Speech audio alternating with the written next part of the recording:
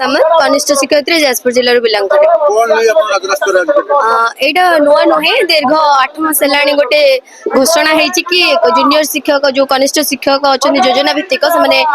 नियमित हेले बोली सरकार डेंगुरा पिटुचंदी कि नियमित हेई सारिलेनी किंतु आमे जानि परनु आमे केबे हेलु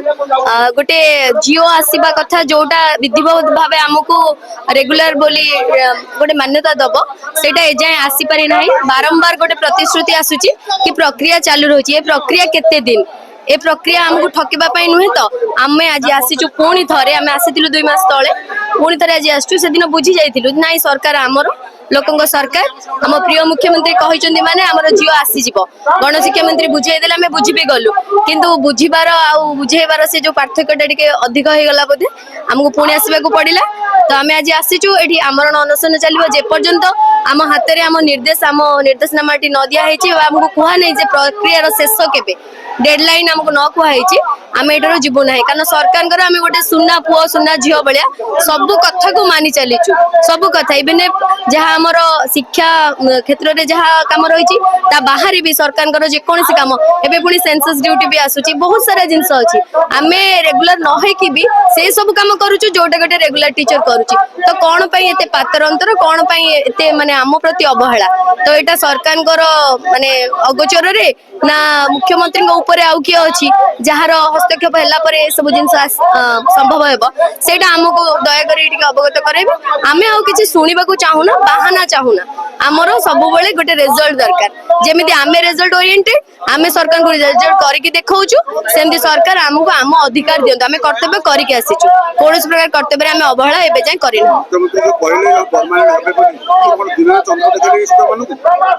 सेटा तो आज पर्यटन आम कहूँ अति प्रिय मुख्यमंत्री तार मीनिंग टा आपन मते बुझी पारुथबे अति प्रिय माने आमे विश्वास करूछु दिन रे चंद्र देखैले कि हमको सूर्य आउ गोटे आनि के देखाउचंदी सेटा तांको कथा आ काम भीतर पार्थक्य जोडा अछि तफात जोडा कहि दबो किंतु आमे जेहेतु जानिचु मुख्यमंत्री कहिचंदी माने एटा से तो एमिति आउ गां रे बुलुथबा लोक नुहे जे गोटे कथा कहि देबे तो सी जते बेले कहउचंदी किछि गोटे प्रक्रिया हेइथिला बोली से कहिचंदी तो तांको कथार महत्व रहू ए कथा यथाशीघ्र संभव हे कि गोटे पेपर वर्क तार आमको दरकार गोटे जियो विधिवत जियोटा दरकार आउ एक गणशिक्षा विभाग भूली जाइए कि कौन सेटा आमे तो जानिनु सेटा मुख्यमंत्री टिके ताकू तर्जमा कले भल हबो तांको कथा आ तांको कामर जो तारतम्यटा रहो धन्यवाद जे 22 अगस्त 2025 रे मुख्यमंत्री घोषणा कले जे ओडिशार कनिष्ठ शिक्षक योजना भित्तिक जो माने अछंती सेमानंको नियमित करागला किंतु ए पर्यंत 7 मास बीतीगला परे भी मुख्यमंत्री को घोषणा कार्यकारी हो पारु नाही आमे माननीय मुख्यमंत्री को प्रश्न पचारिया चाहूँ जे माननीय मुख्यमंत्री एक कथा जानिचंती जो तांको बाद भी आउ के क्षमता केंद्र अच्छी जे अटकेकी रखिछि तांको घोषणा 7 मास परे ओडिशा राज्यर शासन मुख्य होउचंदी माननीय मुख्यमंत्री घोषणा को 7 मास पूरी जाउछि किंतु से घोषणाटा कार्यकारी होउनी विभिन्न जिल्लार जिला शिक्षा अधिकारी माने मुख्यमंत्री को घोषणा को फू करी उड़ाई दउचंती खातिर करूनांती से माने पुनर्बार चुक्ति नवीकरण पई चिट्ठी करूचंती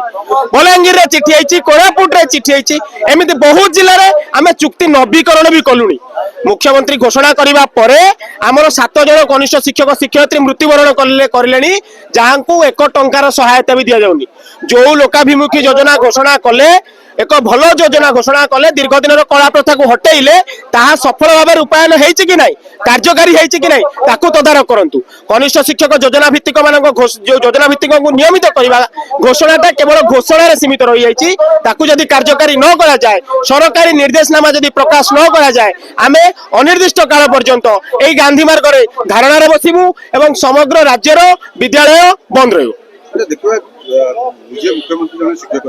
कनिष्ठ शिक्षक जो माने कहि कि कथा रखी कथा न रखिया माने कोन आमे तो सेडी संध्यान जे दीर्घ दिन गोटे प्राथमिक शिक्षा व्यवस्था समस्या थिला ताको निजे हृदयंगम कले एवं आमे ताको धन्यवाद भी देलु जे माने आम सहित आलोचना भी 45 मिनिट हैला एवं या परे पूर्वरु आमे आंदोलन को आसीतिलु आमर गण शिक्षा मंत्री कहले मासे भीतर कर देबु मु सही कथा पचारक चाहूँ माननीय मुख्यमंत्री अवगत अच्छा तो राज्य रे निर्देशटा ही कार्यकारी होनी ତାଙ୍କ ନିର୍ଦ୍ଦେଶକୁ ଚପେଇ ଦିଆଯାଉଛି ତାଙ୍କ ନିର୍ଦ୍ଦେଶକୁ ଚପେଇ ଦିଆଯାଇକି ତାଙ୍କ ବିରୁଦ୍ଧରେ ଜନ ଆକ୍ରୋଶ ତିଆରି କରାଯାଉଛି ତାକୁ ମାନ୍ୟବର ମୁଖ୍ୟମନ୍ତ୍ରୀ ଖୋଜନ୍ତୁ କିଏ ସେଇ ଦୋଷୀ ଯେ ବାରମ୍ବାର ମାନେ ଘୋଷଣାକୁ ଚାପି ଦେବାକୁ ଚେଷ୍ଟା କରୁଛି ଏବଂ ତାକୁ ସରକାରୀ କାର୍ଯ୍ୟରେ ପରିଣତ କରିବାକୁ ଚେଷ୍ଟା କରୁନି କେତେଦିନ ଧରି ଆନ୍ଦୋଳନ ଚାଲିବ? ଅନିର୍ଦ୍ଦିଷ୍ଟ କାଳ ପର୍ଯ୍ୟନ୍ତ ଯେ ପର୍ଯ୍ୟନ୍ତ ସରକାରୀ ନିର୍ଦ୍ଦେଶନାମା ନ ବାହାରିବ ସେ ପର୍ଯ୍ୟନ୍ତ ଆମେ ଆନ୍ଦୋଳନ ଜାରି ରଖିବୁ ପିଲାଙ୍କ ଭବିଷ୍ୟତ କଥା ଆମେ ବହୁତ ଚିନ୍ତା କରୁଛୁ ଆମକୁ ଯେତେବେଳେ ବାରମ୍ବାର ମୁଖ୍ୟମନ୍ତ୍ରୀ ପ୍ରତାରଣା କରିଛନ୍ତି ଘୋଷଣା ପରେ ଆଜି ହେଇଯିବ ଏଇ ମାସ ହେଇଯିବ ଅକ୍ଟୋବରରେ ହେଇଯିବ ସେପ୍ଟେମ୍ବରରେ ହେଇଯିବ ଡିସେମ୍ବରରେ ହେଇଯିବ ଏତେ ସତ୍ତ୍ୱେ ବି ଆମେ ପିଲାଙ୍କ ପାଠ ପଢାକୁ କେବେ କ୍ଷତି ପହଞ୍ଚେଇନୁ ସବୁଥର ଆମେ ଛୁଟିରେ ଆନ୍ଦୋଳନ କରିବାକୁ ଆସିଛୁ ଯେତେଥର ବି ଆନ୍ଦୋଳନକୁ ଆସିଛୁ ସବୁଥର ଛୁଟିରେ ଆନ୍ଦୋଳନ କରିବାକୁ ଆସିଛୁ ଏଥର ଏତେ ପ୍ରତାରିତ ହେଲା ପରେ ବି ଆମେ ପିଲାମାନଙ୍କ ପରୀକ୍ଷା ଶେଷ କରିକି ଆସିଛୁ ଖାତା ଦେଖା ଶେଷ କରିକି ଆସିଛୁ ଶିକ୍ଷାବର୍ଷ ଆରମ୍ଭରେ ଆସିଛୁ ଯଦି ମାନ୍ୟବର ମୁଖ୍ୟମନ୍ତ୍ରୀଙ୍କର ସହୃଦୟତା ଅଛି ଓଡ଼ିଶାର ଶିକ୍ଷା ବ୍ୟବସ୍ଥା ପ୍ରତି ଦାୟିତ୍ୱବୋଧତା ଅଛି ତାହେଲେ ସେ ଗୋଟେ କାମ କରନ୍ତୁ ଯେ ଶିକ୍ଷାବର୍ଷ ଆରମ୍ଭରେ ଆମେ ଆସିଛୁ ଶିକ୍ଷାବର୍ଷ ଆରମ୍ଭରୁ ଘୋଷଣା ହେଇଯାଉ ଯୋଉ ଘୋଷଣା କରିଥିଲେ ତାକୁ କାର୍ଯ୍ୟକାରୀ କରିଦିଅନ୍ତୁ ଆମେ ଫେରିଯିବୁ ଏବଂ ପିଲାଙ୍କୁ ପାଠ ପଢିବୁ ଆମେ ତ ସେଇଟା ହିଁ ଭାବୁଛୁ ଯେ କାହା ମୁଖ୍ୟମନ୍ତ୍ରୀଙ୍କ ବାଦ ଆଉ ଦ୍ୱିତୀୟ କ୍ଷମତା କେନ୍ଦ୍ର କିଏ ଗୋଟେ ଶାସନ ବ୍ୟବସ୍ଥା ଭିତରେ ଜଣେ କ୍ଷମତା କେନ୍ଦ୍ର ହଉଛନ୍ତି ମୁଖ୍ୟମନ୍ତ୍ରୀ ମୁଖ୍ୟ ଶାସନ ମୁଖ୍ୟ ହଉଛନ୍ତି